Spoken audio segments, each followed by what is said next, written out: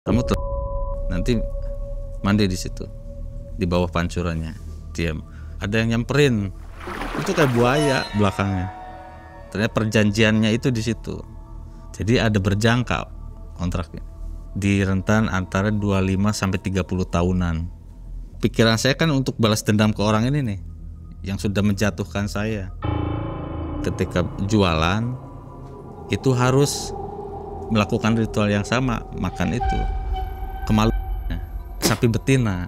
Cuma enggak yang kayak, ini saya miliaran, enggak. Ya paling ini 2 juta lah. Rame sampai, mungkin sekarang ada 30 orang. Jadi kurun waktu berapa tahun? 15 mungkin. 15 tahun, 30, hampir setahun 2 ya gitu ya.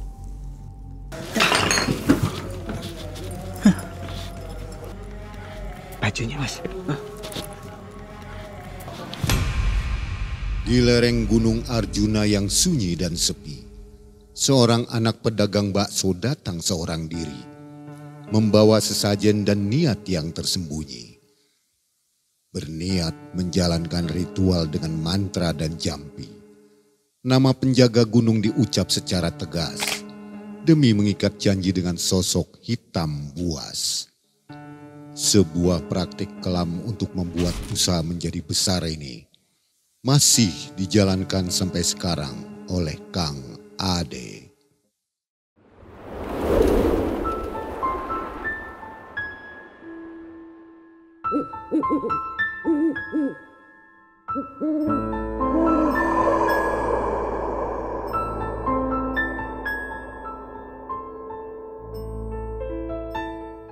Assalamualaikum warahmatullahi wabarakatuh. Waalaikumsalam. Dan juga selamat malam Sobat Malam Mencekam yang ada di rumah, yang pegang HP juga ya, yang jalan-jalan. Mudah-mudahan selalu nonton Malam Mencekam. Terima kasih supportnya. Nah Sobat, hari ini sudah hadir ke studio seorang narasumber yang ini sepertinya fenomenal ini ya. Ceritanya juga waduh menyeramkan menurut saya. Dan pasti menurut yang lain juga begitu. Ini luar biasa sekali. Seorang pelaku tapi mau menceritakan pengalamannya. Boleh disebutin ya, pelaku apa? Pengusaha bakso. Pengusaha bakso melakukan Pesugihan lah. pesugihan Bisa dibilang gitu ya. Dan itu masih aktif katanya. Namanya Kang Ade. Apa kabar Kang Ade? Baik, Mai. Terima kasih Kang Ade ya. Dengan luar biasa mau membagikan kisahnya ke Malam Mencekam. Apa sih tujuannya, motivasi mau membagikan ke penonton? Ya sebenarnya hanya ingin bercerita, sharing aja. Intinya ngedukasi ke masyarakat luas lah.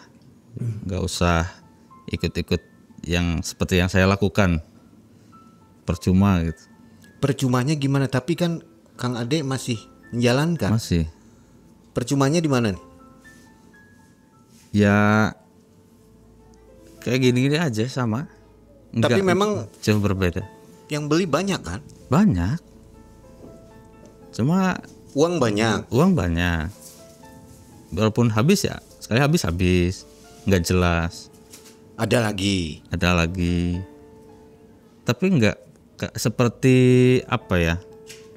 Pesugihan yang kayak dimana cerita-cerita orang gitu, nanti punya ini enggak. Karena memang saya diperjanya saya jangan ditonjolkan. Nggak boleh itu. Meskipun uang banyak ya? Iya. Nggak boleh beli segala. Udah biasa aja. Berapa tahun menjalankan ini? Kurang lebih berarti sekarang 2025 15 tahunan berarti. Nah sobat, ngeri ya. Tapi kita pengen tahu nih kisahnya seperti apa. Jadi jangan kemana-mana. Tahan duduknya sampai akhir video. Saatnya kita mendengarkan kisah dari Kang Ade. Malam Mencekam. Semakin malam semakin mencekam. Inilah Kang Ade.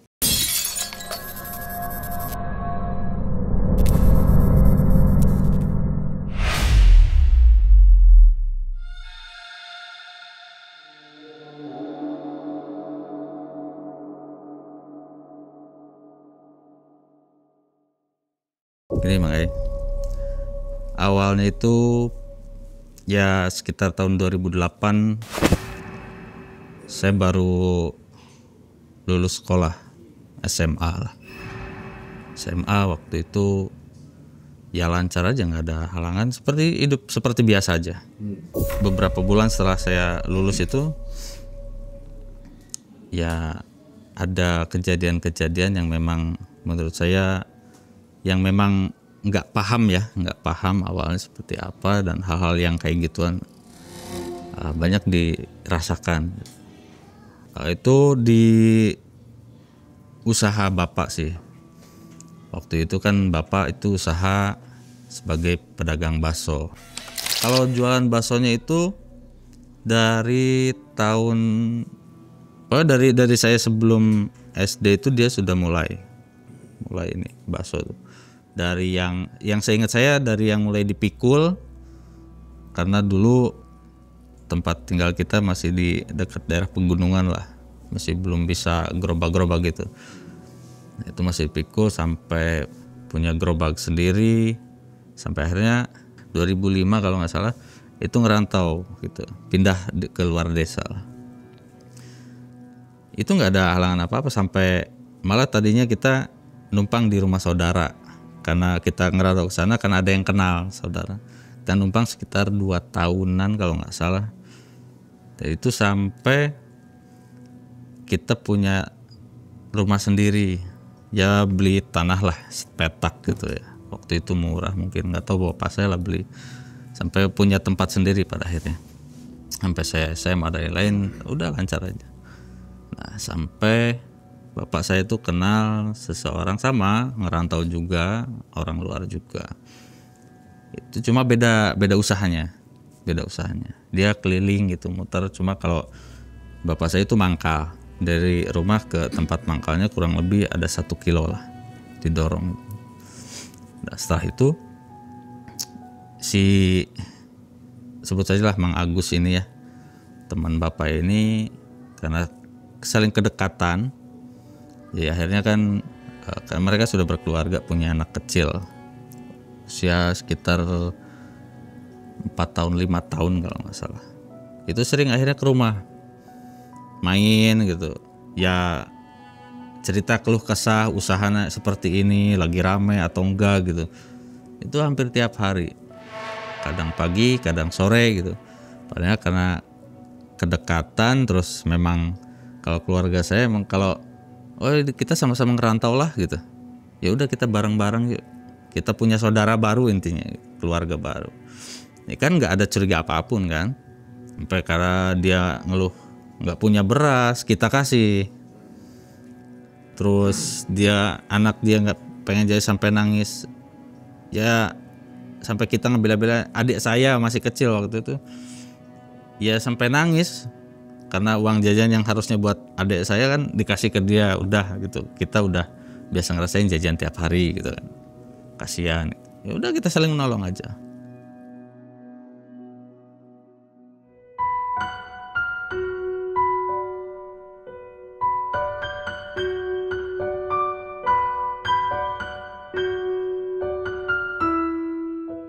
Pada suatu saat itu setelah bapak belanja kan cetak bakso, kalau daging kan belanja daging itu kan digiling di pasar.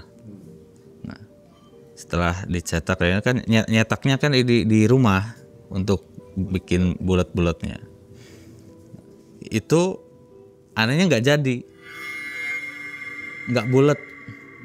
Pas dicetak pakai sendok, atau biasanya kalau kita manual pakai apa ya, model centong atau lah kayak alat-alat buat itu, ya kayak adonan lagi, Hancur lagi di situ. Sampai mungkin dilihat perapiannya ya sama normal segitu, diingat-ingat bumbu atau mungkin takaran ya pas tadi belanja ngegiling itu ada yang dikurangi atau tambahin gitu, enggak, biasa padahal seperti biasanya. Sampai pada akhirnya yang belanja hari itu ya nggak terjual karena nggak jadi bakso, udah aja hari itu nggak jualan. Sampai besoknya dia belanja lagi, bapak saya belanja lagi. Malah nurunin yang kemarin, yang waktu itu yang gagal itu 5 kilo. Biasanya kan paling kita 5 kilo. Ya di kampung lah ya, segitu juga udah luar biasa gitu, segitu tuh udah cukup lah. Nah waktu itu belanja 2 kilo. Khawatirnya ini lagi, atau mungkin konsultasi sama bosnya bapak saya tuh, sampai ini dagingnya masih fresh atau gimana, sampai cerita gitu ke bosnya. Ini kemarin tuh gagal, disangkanya habis sehari mending gitu ya. Ya ceritakanlah bapak saya tuh, enggak kemarin tuh baksonya gagal. Kenapa gitu? Padahal kemarin seperti ini. Apakah ya sampananya bapak saya ini, ataukah ketika penggilingan ada kelebihan air atau apa gitu kan? Ya bosnya bilang enggak ada, yang punya daging itu enggak ada, masih normal. Yang lain juga aman gitu, enggak ada komplain. Ya ini juga pertama kali, kenapa gitu? Jadi mau nyoba lagi, ya udah jualan. Tapi waktu itu ya sambil kasbon lah itu ya. Waktu itu nyatet dulu, karena yang kemarin kan nggak kejual, duit kan habis ke situ semua. Akhirnya dikasih lah sama bosnya ya. Saya yang biasa langganan, kalau sekarang mungkin member ya lah ya, karena sudah sering. Jadi dikasih karena kepercayaan. 2 kilo lah seingat saya tuh. Nah, udah belanja dari lain, pulang, benar ketika nyetaknya ya jadi bakso lah seperti biasa gitu, yang 2 kilo ini. Ya sudah karena udah benar gitu, udah jadi, didinginkan terus dirapihin ke gerobak gitu. Nah, ini jam biasa kalau si bapak kan mangkal itu sore, karena pagi jualan belanja gitu, atau aktivitas lain beberes dan lain. Nah itu biasa jam 3 jam 4 lah, setelah asar itu baru berangkat dari rumah ke pangkalan gitu. Paling habis jam 4 biasanya nyampe di pinggir jalan banget gitu. Kayak apa ya, bikin kiosnya juga kayak pakai asbes lah, kayak pakai kayu gitu, udah gitu sederhana. Cuma waktu itu memang hanya yang saya ingat ada 3 yang jualan bakso tuh di desa itu tuh. Tapi ya masing-masing gitu, nggak dalam artian saingan itu ya, itu sih apa sewajarnya lah ya. Udah, karena juga jaraknya juga beda blok, itu jauh sekali. Aman, apalagi saya jalurnya beda sendiri, di jalur emang antar kabupaten waktu itu, jadi rame lah. Udah sebenarnya nggak ada yang aneh-aneh. Nah, tapi setelah jualan bapak datang di situ, itu anehnya aroma yang di dalam panci yang di gerobak gitu, buleng lah kalau bahasa Sundanya, buleng gitu. Itu aromanya bau bangke. Entah itu apa ya, kan di bakso kan ada lemak gaji ya gitu, gaji sapi gitu kan, biasanya buat pengharum gitu. Ya kan sebelumnya biasa aja gitu.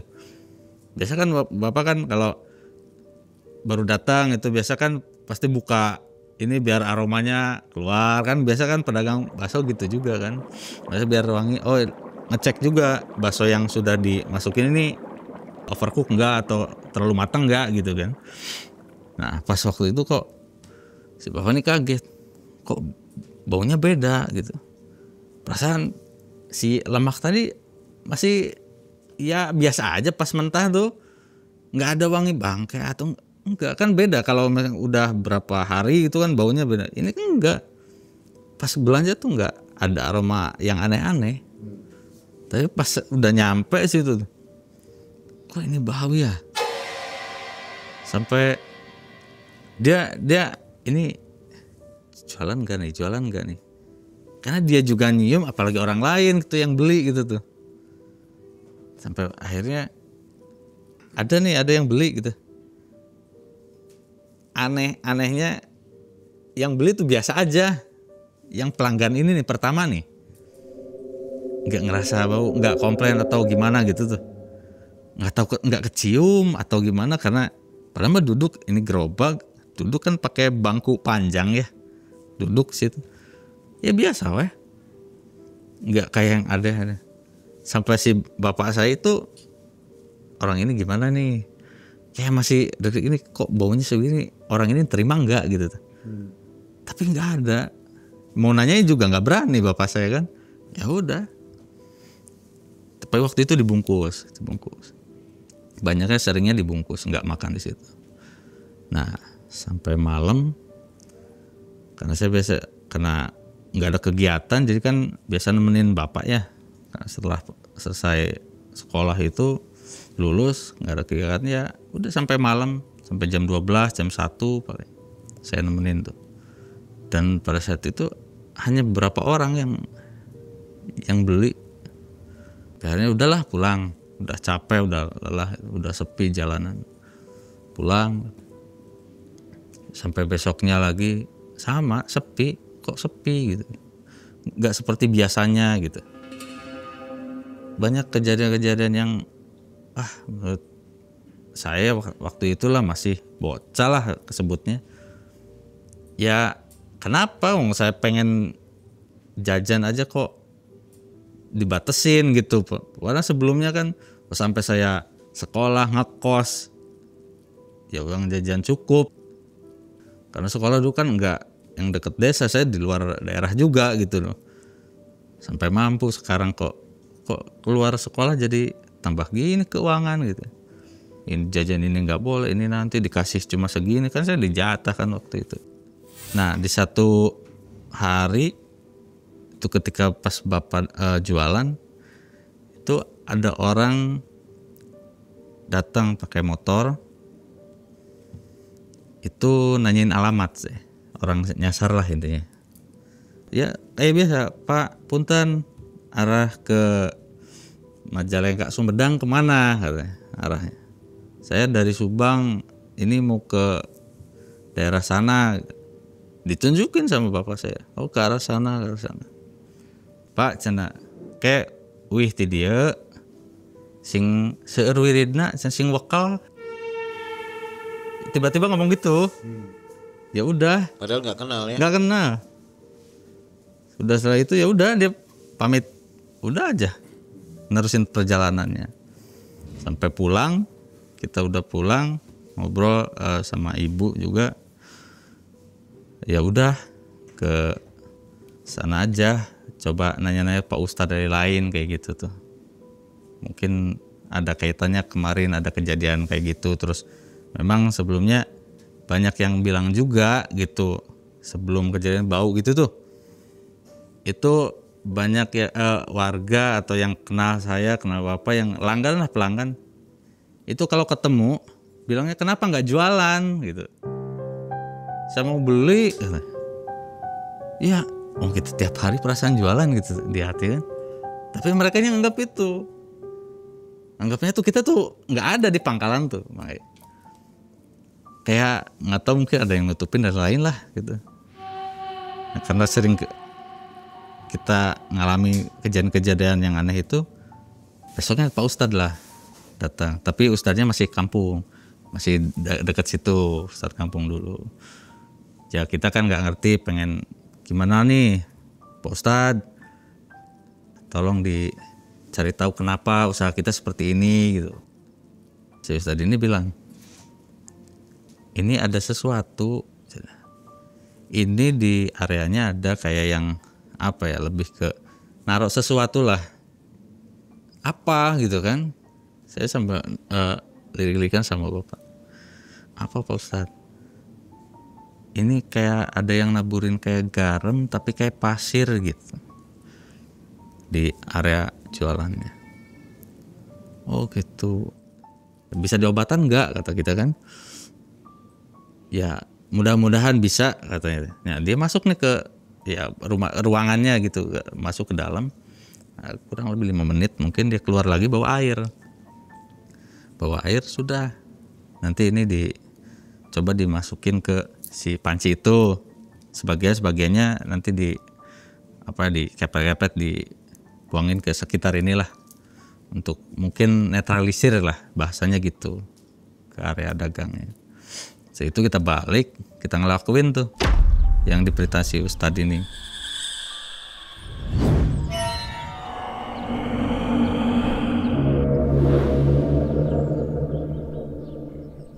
Udah selesai. Ya kehidupan sehari-harinya biasa, jualan lagi. Tapi kurang lebih seminggu itu ada lagi orang yang bilang kayak gitu, yang kayak ngingetin, Pak ini kenapa kok gelap ya gitu. Ya dia lagi makan bakso, dia lagi beli gitu. Ya padahal kan yang lampu yang di dekat ini yang dalam itu kecil. Jadi kan si bapak nih otomatis bilang kayak spontan aja, iya ini cuma 5 watt. Ya kan bapak saya anggapannya itu, cuma dia mungkin beda. Enggak, dari kata si orang ini, yang di depan katanya, yang di depan kok gelap. Lah cumannya, lah masa itu padahal mah 15 watt loh yang di depan. Ya spontan aja gitu. Cuma orang yang beli bakso ini tiba-tiba kayak gitu. Udah sampai dia selesai makan bakso, tiba-tiba ngomong, Pak nanti jangan jauh-jauh dari inilah Kak Allah gitulah. Ibadahnya ditingkatkan ya. Pokoknya ngingetin itu lagi. Aneh lagi tuh. Ya saya kan sama bapak ini kok bilangnya kayak gini, padahal bukan orang yang kayak kemarin, sama beda gitu orang ini. Pulang ya ngobrol lagi sama ibu, ceritain gini. Nanya lah ke tetangga, karena biasanya tetangga ini tahu lah hal-hal yang kayak gini di mana gitu, pernah orang pinter lah, tahu orang pinter pokoknya. Ditunjukin daerah Sumedang. Saya kesana lah sama bapak nih. Dia sih bilangnya kiai ya. Pak Kiai itu ya ritualnya kan, kalau Pak Kiai itu suruh ini nanti bacain ini, taburin air, udah sama aja kayak yang sebelum. Cuma yang nggak ada efek. Sampai usaha bapak saya emang merosot, ekonomi udah ancur-ancuran, malah akhirnya bapak saya malas buat jualan tuh, malas. Ya saya juga kan waktu itu butuh jajan, butuh nongkrong lah, ya anak muda kan gimana. Saya cari tahu nih, karena kekesalan saya nih, kenapa usaha saya seperti ini. Tiba-tiba tuh ada yang jualan bakso lagi dekat dengan pangkalan si bapak nih. Yang jualannya ternyata yang selama ini kita bantu. Kayak nusuk dari belakang dari situ tuh. Dari situ udah saya tuh tambah kayak kesel banget sama orang ini, sama ya Mang Agus inilah. Karena yang Mang Agus itu yang jualan bakso tuh. Dia bakso sama agak lebih besar dan ya walaupun mahal, entah kenapa itu laris sekali. Masa saya yang tambah hancur-hancuran. Nah karena lihat kondisi ekonomi merosot, udah jatuh, udah bapak malah kadang sakit-sakitan. Kayak saya nyari tahu nih. Ya nekat lah sebenarnya ke yang hal-hal yang kayak pesugihan, nyari penglaris. Intinya nyari penglaris pada waktu itu. Saya ngobrol lah sama teman. Tadinya sih bercanda gitu. Pangneangkeun lah. Sugan bae beunghar gitu. Ya naon? Ya pesugihan teh penglaris yang baso asa teh lain. Ya biasalah anak muda dengan bahasanya. Geus kababataran orang. Ke teman saya ada kenal katanya. Datang tuh. Itu orang Subang. Itu temannya teman saya ngasih alamat, dia tahu soalnya keluarganya dulu pernah ke situ gitu. Kemana? Daerah Jawa Timur, tapi wah jauh ya. Yang di mana? Minta alamatnya saya tuh. Akhirnya saya nyari pinjaman buat ongkos lah intinya.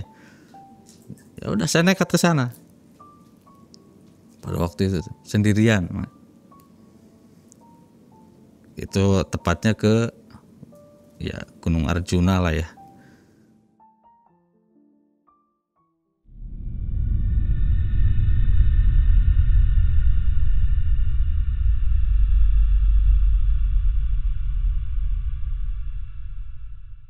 sampai sana itu 2 hari kalau nggak salah.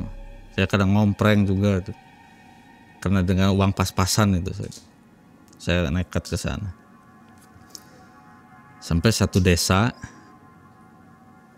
sesuai alamat tersebut, saya datang, saya nanya-nanya, sebut aja Mbah Karyo. Ya orang sekitar tahu, nama beliau tahu. Diarahkan rumahnya di ujung pinggir hutan katanya. Itu nyampe saya tuh udah mau maghrib lah, udah petang gitu. Jalan kaki saya, jalan juga masih kayak batu-batu, bisa laluin mobil juga. Agak gede tapi tambah ngerucut, jadi kayak jalan setapak gitu menuju rumahnya. Tibalah saya di depan rumahnya tuh kayak rumah panggung lah, tapi apa ya, ke atasnya kayak bilik geribik bambu tuh, tapi semi permanen kayak papan atau apa gitu. Dan itu bukan pakai listrik lampunya, kayak penerangnya kayak damar lah, damar. Saya ketok-ketok karena nutup pintunya kan, saya ketok-ketok datang. Saya ucap salam, assalamualaikum. Gak ada jawaban, hening sepi. Gak ada jawaban, saya ketok lagi. Nah, tiba-tiba ada orang yang nyaut dari belakang. Saya di depan, dia di samping belakang gitu. Ada apa mas? Oh, saya nanya, ini rumahnya Pak Karyo bukan? Nggih. Ada apa? Saya ada perlu pak. Oh, bentar. Dia naik, bukain pintu, suruh saya masuk. Di situ masuk, saya suruh duduk. Yang nggak ada kursi, nggak ada di bawah gitu, lesehan. Dianya masuk ke dalam, bawa air putih, diminum mas. Kelihatannya mas capek. Nggak lama ya, dia nanya keperluan saya seperti apa, kenapa sini, dari mana.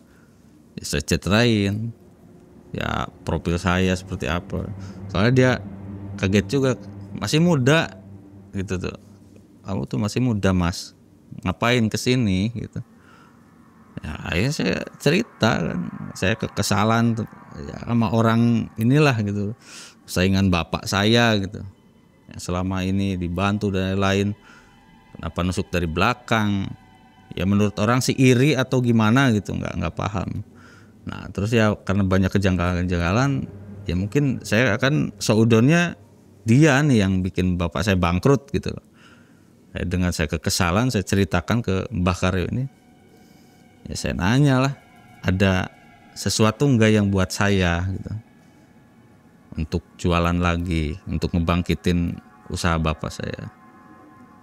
Ingin penglaris tah katanya. Iya, kalau saya nyebutnya awal kan bapak terus ya. Iya pak, bukan mbah. Iya pak katanya. Udah ini tah, siap tah resikonya. Udahlah kadung geus ka dieu aing. Ya masih jiwa-jiwa muda lah. Ya sudah. Nanti malam ini tidur dulu. Nanti besok saya siapkan sajen untuk ritual. Nah, di situ kan saya nanya, punten pak, ini nggak ada yang aneh-aneh tah ritualnya. Ya walaupun masih muda kan, makanya gimana ya, rasa takut karena mindset saya kan waktu itu ketika pesugihan gitu kan, wah pasti ada nyawa ini kan, ada yang harus ditumbalkan. Ya harus ada katanya. Wah saya kaget, ini gimana? Ini keluarga saya atau siapa? Kalau untuk yang sekarang, kalau kamu masih muda, udah kamu tenang aja, yang penting kamu siap resikonya katanya. Udahlah saya jalanin dulu lah, penting mah kamu tidur aja malam ini, nanti besok pagi nanti saya bantu untuk ritualnya. Udah saya ngikutin aja, nurut aja, tidur diarahin ke kamar kosong. Dia nih manggil kayak apa ya, pengikutnya atau bawahannya gitu, yang nggak tahu ngobrol apalah, karena saya udah masuk. Terus udah saya bener-bener capek ya, tidur Sampai pagi dibangunkan, itu saya lihat di ruang depan itu sudah penuh dengan kayak sesajen gitu.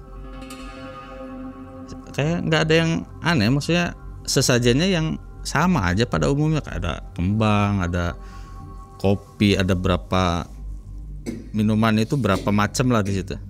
Cuma yang satu janggal itu dilihat saya itu karena aneh di piring gitu, kok ada daging mentah di situ. Akhirnya saya melakukan ritual, dikasih bacaan-bacaan sama si Mbah Karyo ini, lafalkan, kamu ucapkan mantra lah, dia nyebutnya mantra ini. Nah, habis selesai itu saya harus makan daging yang ada di piring itu. Saya nanya, ini daging apa? Wah, tadi saya daging manusia gitu kan. Bukan, itu makan aja pokoknya aman kata. Itu daging hewan kata. Itu apa ya ini, masa saya harus makan daging mentah gitu ya? Ya udahlah, kagok, bisa seperti ini, udah aja saya lakuin. Walaupun emang hati sih ragu-ragu, masa mentah mual, nanti muntah enggak gitu, udah bayangan tuh aneh-aneh lah. Ya udah cepetan makan, kunyah aja dulu, berapa kunyahan langsung telan. Akhirnya saya ngelakuin itu. Ada dua iris piring lah, disitulah daging intinya. Saya makan, entah ya dengan rasa mual anyir gitu. Akhirnya saya makan, minum, udah selesai. Apalagi yang saya harus lakukan? Nanti malam kamu mandi. Berarti belum selesai? Belum. Udah, kamu harus nurut aja sampai selesai. Kalau saya sudah selesai, udah kamu boleh pulang. Sekarang kamu harus nginep lagi di sini. Ayo nginep lagi lah. Setelah ritual itu tuh, saya belum nanya itu daging apa gitu ya. Sampai pas mau jam 10-an, mau tengah malam, itu saya diajak lewat belakang rumahnya itu, masuk ke agak dalam ke hutan itu, kayak tempat pemandian gitu. Kemudian kayak ada bambu itu, kayak pancuran kecil, cuma terbuka, nggak ada. Kalau di desa kan pancuran ada tutupannya gitu ya. Ini enggak, kayak terbuka aja udah. Kamu telanjang, nanti mandi di situ, di bawah pancurannya, diam. Nanti kamu sambil baca ini katanya. Dibaca tuh sampai mandi. Dan di situ kalau suara-suara sih udahlah, saya walaupun takut itu kedengeran, nggak tahu kayak cewek atau yang mendesis, ada yang kalau ini geram apa ya itu, suara berat itu udah. Kalau suara udah kayak gitu. Ini kayak kelihatan ada yang datang gitu.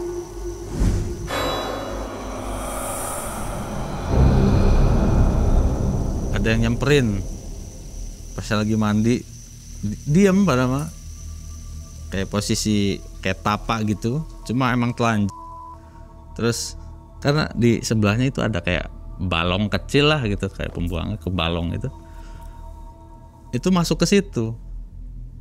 Udah kelihatannya, yang saya lihat itu emang kayak orang, tapi pas masuk itu kayak buaya belakangnya, mirip banget buaya. Dan setelah pas masuk udah hilang.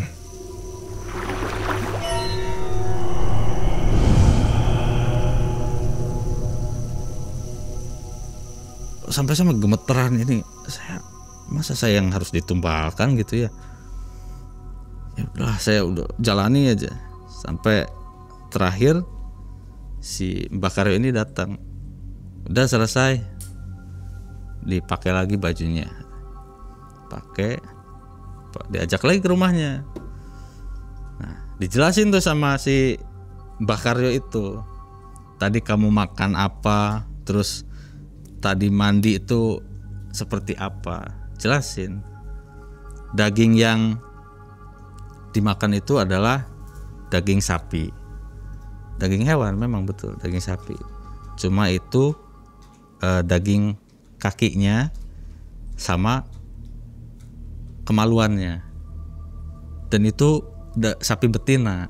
yang kamu harus lakukan setelah pulang dari sini, ketika jualan itu harus melakukan ritual yang sama, makan itu. Dan harus dari sapi betina, kemaluan sapi betina sama kakinya. Walaupun sedikit, tapi harus dari jangan yang jantan, pokoknya harus yang betina. Memang untuk awal itu kan yang pertama waktu di perjanjian di ritual awal kan itu dimakan ya. Nah, setelah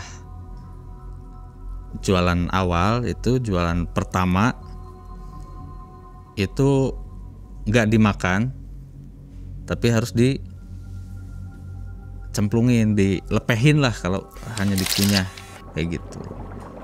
Kata si Mbak Karyo kan penjelasan yang tadi itu sapi betina, dagingnya, kemaluannya itu sama kakinya, dan itu tadi mandi itu untuk mengikat. Ternyata perjanjiannya itu di situ. Jadi karena saya tuh harus benar-benar ngikutin aturannya si Mbah Karyo ini. Jadi kalau nanti saya nggak melakukan ritual ketika saya jualan, itu yang ditumbalkan bukan orang lain, jadi malah diri saya sendiri. Perjanjiannya seperti itu. Dan itu perjanjian itu sebenarnya apa ya? Karena saya bukan minta kekayaan, kayaan untuk penglaris. Jadi kan kalau yang kekayaan lain kan ya udah kita kaya dan lain-lain gitu. Ini sih enggak gitu, penglaris aja udah. Dan satu lagi, saya nggak boleh menonjol, nggak boleh memamerkan itu ketika jualannya rame apa. Jadi kalau bahasa gaul sekarang apa ya, hedon tak apalah. Intinya jangan pamer lah dengan hasil ketika usahanya rame seperti itu. Itu perjanjiannya sudah dibuat, sudah didealkan gitu. Udah deal kan?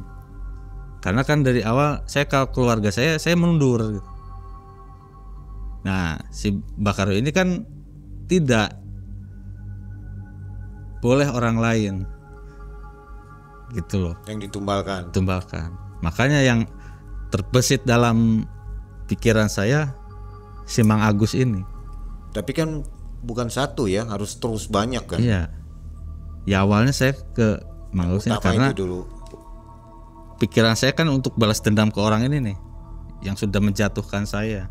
Walaupun saya nggak tahu memang aslinya dia atau bukan, karena emang dari tarik benang merah ke belakang itu ya dia pelakunya. Entah dari warga, cerita warga ini itu udah dia lah. Target benar utama yang saya harus korbankan dia. Saya udah bilang ke Kuncen, ke Mbah Karyo ini, saya minta orang ini yang pertama.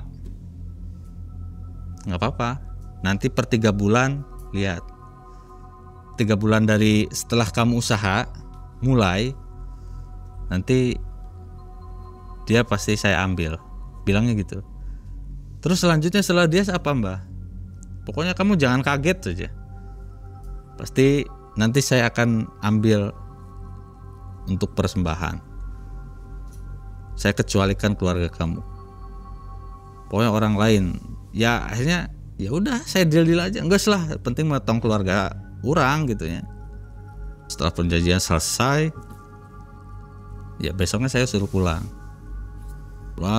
ya sama ompreng lagi lah, saya sampai tibalah di rumah itu. Nah saya kan pengen jualan, saya kan belum punya modal, akhirnya saya pinjam tuh ke yang biasa minjemin lah di desa-desa, toko yang ke tokoh-tokoh yang punya duit. Akhirnya saya dapat pinjaman, belanja lah. Ya orang tua sampai nanya, ngurusin jualan modal dari mana kan? Enggak, pinjam dari Pak inilah gitu. Ada orang gitu yang minjemin. Yang enggak sok teruskan, bapak mah lagi soream, udah malas bapak mah gitu teh. Karena ya kayak gitu aja. Itu 2010 tuh udah bener tuh. Saya ingat 2010.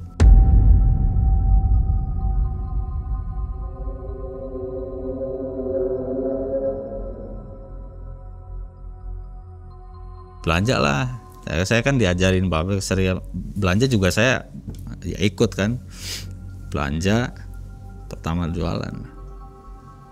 Dan saya waktu awal-awal nyari daging sapi betina kan susah. Susah. Saya nanya ke bosnya bapak nih, tempat jagalnya di mana kan? Ada. Kenapa? Enggak, saya pengen nyari ini, ada pesanan. Saya alasannya ada tetangga saya pengen hajatan gitu. Ya lewat saya aja. Enggak, nanti saya ke sana aja gitu.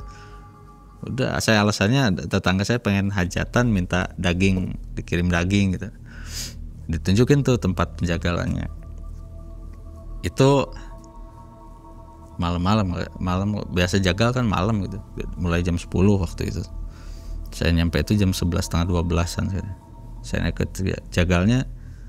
Saya bisik-bisik, saya minta pesan ininya emang. Kemaluannya yang betina. Jang naon, nggus cek ente jang syarat. Udah. Saya ngasih duit lah gitu. Ya upahnya lah tanda tutup mulut gitu. Dikasih tuh. Dikasih, udah saya balik, senang lah saya tuh. Udah besoknya jualan. Dan yang ngelakuin ritual yang seperti Mbah Karyo suruh, ya dengan mantra-mantra tertentu, si daging itu saya kunyah sambil ngelapalin mantra dan saya lepehin ke dang-dang bakso itu.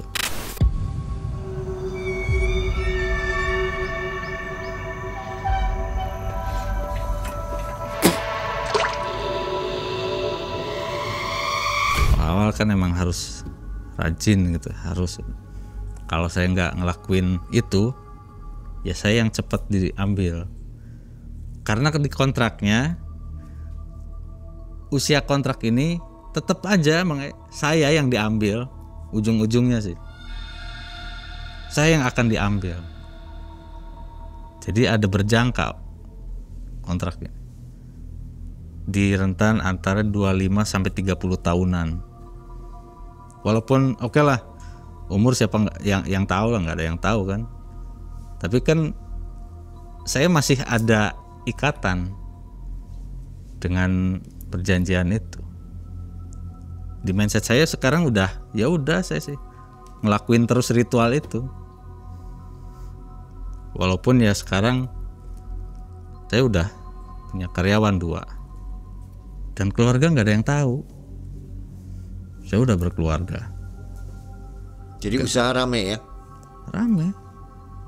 Cuma nggak yang kayak ini saya miliaran, enggak. Udah hanya sebatas rame. Boleh tahu omsetnya berapa itu? Sehari? Ya sehari sekarang sih ya paling ini 2 juta lah, 2 juta, 3 juta, paling jarang 3 juta, ya 2 juta lah rata-rata. Ada cabang? Enggak ada. Udah itu aja. Di Makanya rumah sendiri ya? Punya ini.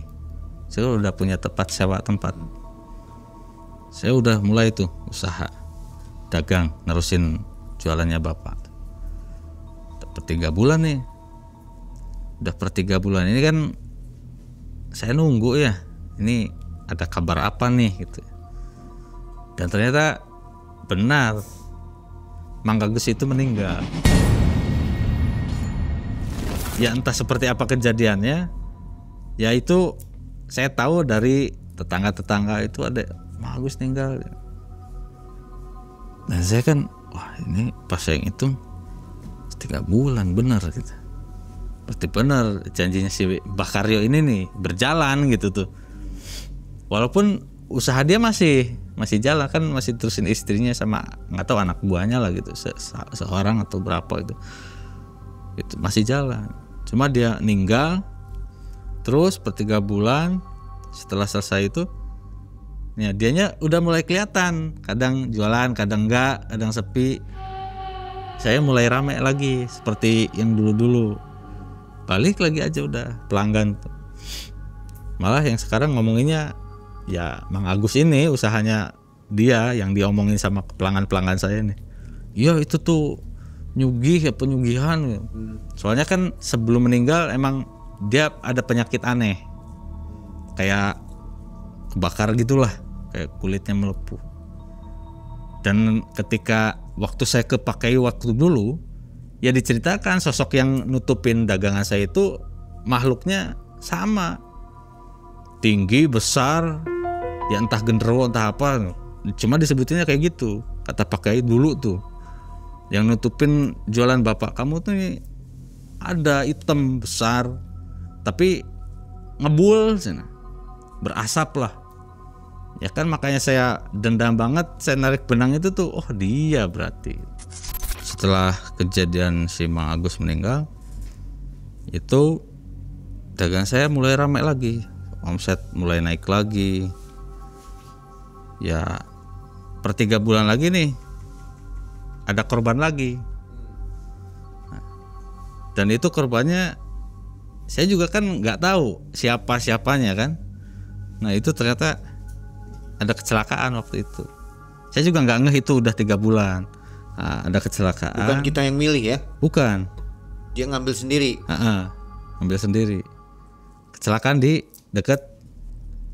Waktu itu kan masih belum punya kios kan, masih di tempat awal di situ. Terus ya ditolongin sama warga lain. Itu tunggal tapi parah banget. Kayak nabrak apa nggak ngerti saya juga. Di situ tuh korban yang setelah Mang Agus itu. Nah di situ tuh saya sering banyak lihat kayak entah hitam besar itu, sering di situ mulai itu saya juga kalau ada kejadian tuh, itu saya sering lihat tuh entah sosoknya orang, entah sosoknya kalau malam ada muncul gitu, pasti ada aja dia. Jadi sensitif itu ya? Sensitif.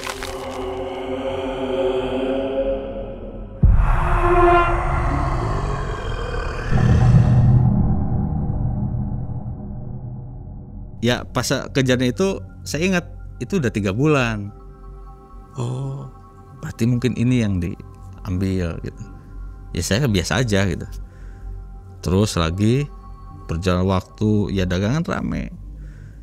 Itu kalau nggak salah 3 bulan tuh saya hitung itu hanya 3 kali runtutan di tahun itu. 3 kali kecelakaan di situ.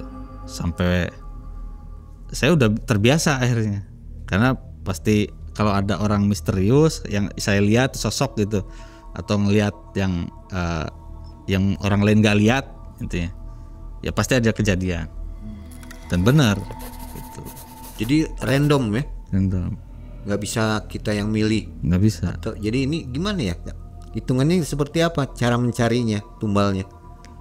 Sampai saat ini saya nggak mendalami itu, Mang.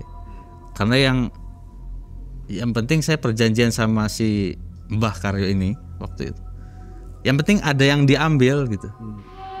Apakah misalnya dipinjemin duit dulu gitu kan? Enggak, emang random. Nggak kenal juga jadi gitu ya? Nggak kenal. Tapi biasanya rata-rata yang sudah itu orang-orang yang kosong.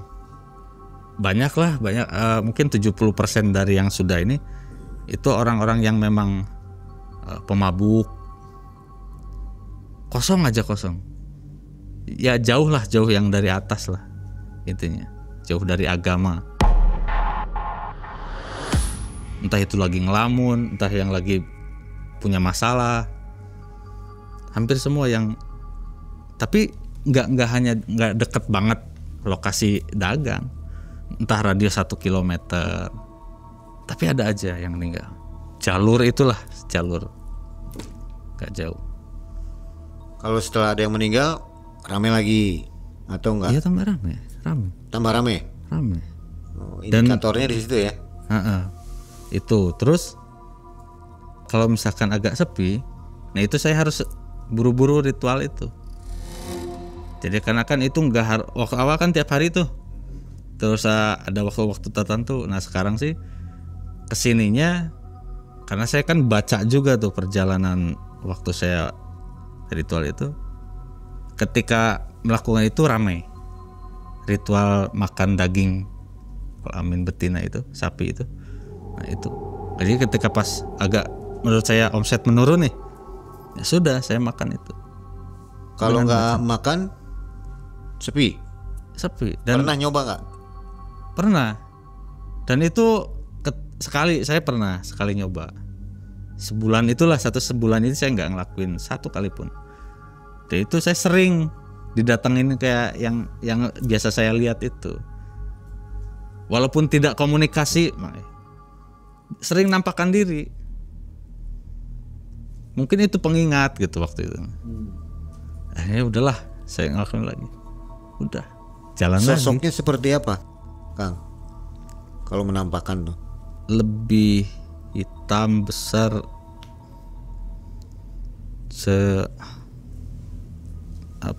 ada semeter dari saya tuh, gede, hitam aja. Cuma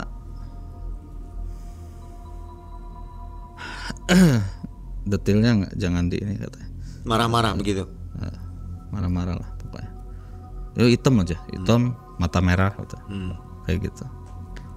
Udah rame sampai mungkin sekarang ada 30 orang. Jadi kurun waktu berapa tahun? 15 mungkin. 15 tahun, 30, hampir setahun dua ya gitu ya. Luar biasa. Memang nggak tahu siapa targetnya, nggak tahu. Jadi usaha lancar. Lancar aja. Pernah mimpi atau apa diganggu atau permintaan lebih dari mereka? Yang aneh-aneh enggak, makanya yang saya lakukan ini benar atau enggak gitu, kayak hidup normal aja. Nggak ada yang aneh.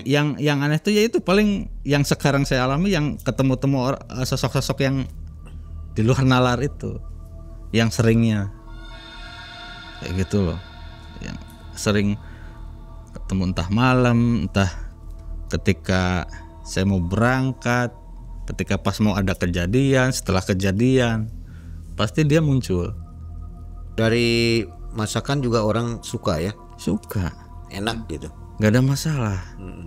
Normal aja seperti dulu aja. Udah pelanggan saya tuh balik lagi, pelanggan bapak saya tuh. Apalagi yang ini orang baru gitu, misalnya anaknya diterusin gitu.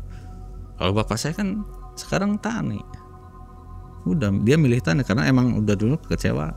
Setelah ramai sekarang, apa ada niat untuk stop gitu? Perjanjiannya ingin di stop? Pernah saya cari tahu, cari informasi ke berbagai sumber lah. Bisa nggak nih saya berhenti seperti ini gitu? Ya ternyata dari beberapa orang yang saya temuin, ya entah ustadz, mungkin kalau ustadz mungkin kebanyakan nyaraninnya ya udah tobat aja. Ya udah hanya sebatas itu. Sholat, saya masih sholat bang ya. Cuma tetap kata memang ada yang orang lebih gitu, dia kayak spiritualitas gitu. Kalau kayak gitu nggak bisa dibatalin, bisa berhenti kalau sayanya sudah diambil sama dia. Udah itu kontrak akhirnya. Ya mungkin kurang lebih 10-15 tahunan lagi mungkin. Ya nggak ada yang setengahnya baru berjalan ya? 15 tahunan. Sudah siap? Ya siap nggak siap, bagaimana lagi? Sobat, setelah Kang Ade bercerita pengalamannya melakukan ritual pesugihan di Gunung Arjuno, ternyata Kang Ade memiliki tekad kuat untuk berhenti dari pesugihan baso yang dijalaninya. Dan dia ingin segera bertaubat karena selalu dihantui oleh bayang-bayang kematian. Dan di video eksklusif ini, tim Malam Mencekam berhasil meliput dari awal hingga akhir prosesi pemutusan pesugihannya. Jangan lupa, saksikan ya. Untuk semuanya, bismillahirrahmanirrahim. Makan ininya mau dipecahin. Buka bajunya mas, bajunya mas.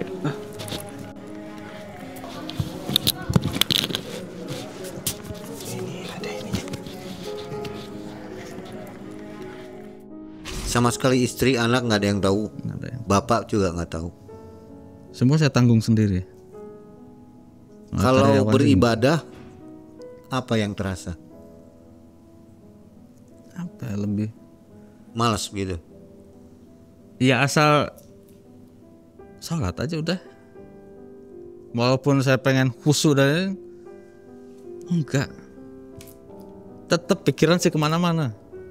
Ngambang. Ngambang. Gak jelas. Walaupun kayak biasa gitu, kayak nggak ada gangguan-gangguan. Cuma hawanya ini nggak bisa khusyuk tuh. Uap bakso mengepul setiap pagi, menutupi bau amis perjanjian lama. Kang Ade tahu, kesuksesannya bukan sebuah anugerah, melainkan pinjaman dari kegelapan. Dan setiap pinjaman pasti ada penagihnya. Bukan uang yang diminta, tapi nyawa yang harus diganti. Namun di sudut hatinya yang remuk, ia bertanya lirih, apakah jalan sesat ini masih bisa untuk dihentikan? Info untuk sobat semua yang belum mencet tombol gabung dan belum masuk ke member area, silakan jalan-jalan di situ untuk nonton kisah-kisah yang tidak ada di video regular ya. Karena di sana ada kisah mistis yang tidak bisa ditampilkan di sini. Oke, mudah-mudahan sobat suka dengan fitur tambahan dari Malam Mencekam.